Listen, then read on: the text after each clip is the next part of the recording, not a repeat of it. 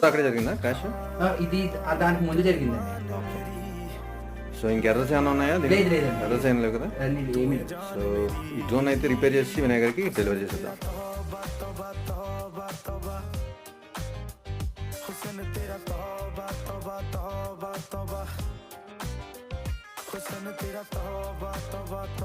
So Mavic 3 classic repair అయితే complete అయిపోయింది and నేను ఇప్పుడైతే కస్టమర్కి డెలివరీ చేసేస్తున్నాను. సో చిన్న చిన్న రిపేర్స్ ఉన్నాయి. ఈ లెగ్స్ అయ్యి స్టాక్ లేకపోవడం వల్ల మళ్ళీ రావాల్సి ఉంటుంది కస్టమర్ అయితే. బట్ ఫుల్లీ ఫంక్షనింగ్ డ్రోన్ ఇది.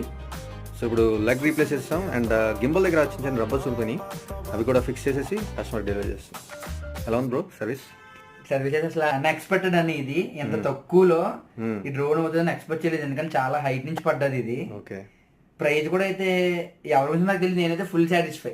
ప్రైజ్ అయితే అసలు నేనైతే చాలా మంది సజెస్ట్ చేస్తాను. డ్రోన్ ఎవరైతే మా వాళ్ళు చాలా మంది పడిపోతే వాళ్ళకి కంగారు పడతారు,